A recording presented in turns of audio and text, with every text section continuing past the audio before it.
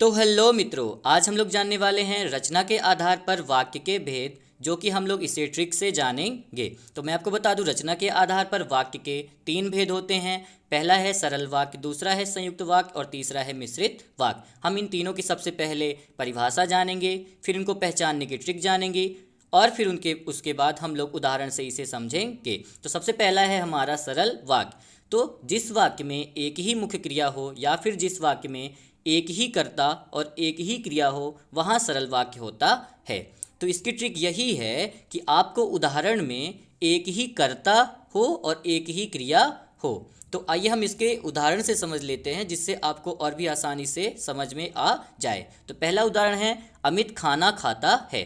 तो इसमें आप देखिए, अमित जो है वो क्या है, करता है, जो काम को कर रहा है वो करता है, और खाना खाता है, क्या करता है, खाता है। तो एक ही क्रिया क्या हो रही है, खाने की क्रिया हो रही है, तो यहाँ पे सरल वाक्य हो जाएगा। इसी प्रकार दूसरे और तीसरे में भी देखिए, रोहन पुस्तक पढ़ता है, तो इसमें रोहन कर्ता हो जाता है और पढ़ता क्या हो जाएगा, हमारा क्रिया हो जाएगी, जो कि आपको एक कर्ता और एक ही क्रिया देखने को मिल रही है। इसी प्रकार तीसरे में मीरा हमारी कर्ता हो गई और नाचती है हमारा क्या हो गया, क्रिया हो गया।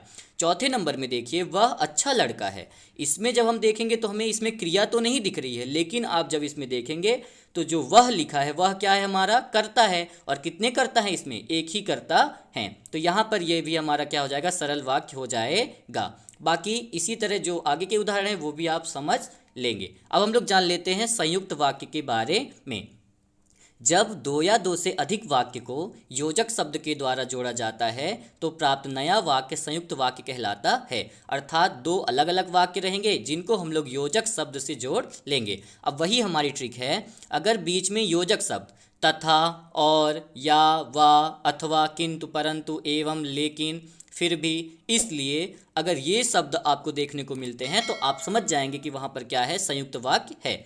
जैसे रात खत्म हुई और उजाला होने लगा, तो इसमें आप देखिए, जो रात खत्म हुई अलग वाक्य है, उजाला होने लगा अलग वाक्य है, लेकिन इसमें और वर्ड जो है ये योजक शब्द है और जिसको जोड़ करके संयुक्त वाक्य बना दिया गया है। इसी तरह दूसरे में भी देखिए, राधा ने मेहनत की और सफल हो गई, इसमें भी योजक शब्द क्या लगा हुआ है, और लगा हुआ है। इसी तरह तीसरे में भी जो योजक शब्द है वो क्या लगा हुआ है, और लगा हुआ है। चौथे में देखिए, मीना पढ़ रही है लेकिन राम सो रहा है। तो हमने ट्रिक में बताया ही है, अगर क्या आ जाए बीच में, लेकिन आ जाए, तो वहाँ पर भी संयुक्त वाक्य हो जाएगा। पांचवें में भी देख लेते हैं, राम ने मेहनत की लेकिन, या फिर लेकिन की जगह किंतु हो सकता है, परंतु हो सकता है, परीक्षा में सफल नहीं रहा।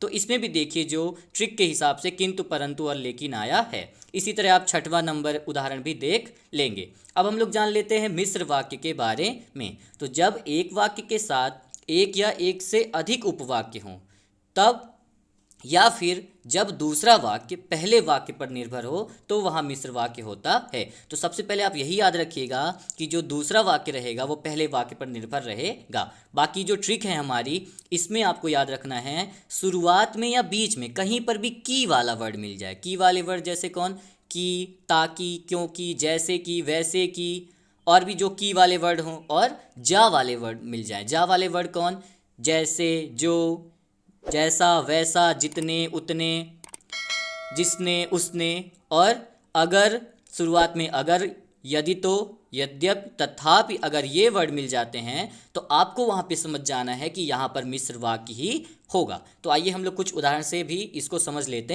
हैं। तो पहला उदाहरण है यहाँ पर, जैसे ही स्कूल की छुट्टी हुई वैसे ही बच्चे भाग निकले।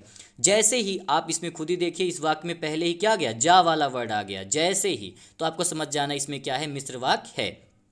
सेकंड नंबर में देखिए, मुझे यह पता नहीं था कि तुम्हारी तबीयत खराब थी। बीच में कौन सा वर्ड आ गया, की आ गया। कहीं पर भी की वाला वर्ड आ जाए तो आपको समझ जाना है मिश्र वाक्य है। तीसरे में देखिए, अगर तुमने फिर से कोई गुस्ताखी की तो मुझसे बुरा कोई नहीं होगा। शुरुआत में क्या आ गया, अगर आ गया, तो अगर वाले जो भी रहेंगे उसमें क्या हो जाएगा, मिश्र वाक्य हो जाएगा। चौथे में देखिए, गांधी जी कहते थे कि हिंसा नहीं करनी चाहिए। इसमें क्या लगा हुआ है, बीच में की लगा है, तो मिश्र वाक्य हो जाएगा। इसी तरह यहाँ पर पांचवें नंबर में भी की लगा है, और छठवें नंबर में भी अब जब आप देखेंगे उदाहरण तो वो कौन सा वाला वर्ड है, जा वाला वर्ड है, जिसने लिखा हुआ है छठवें में। तो आपको समझ जाना है कि ये कौन सा वाक्य है, मिश्रित वाक्य है।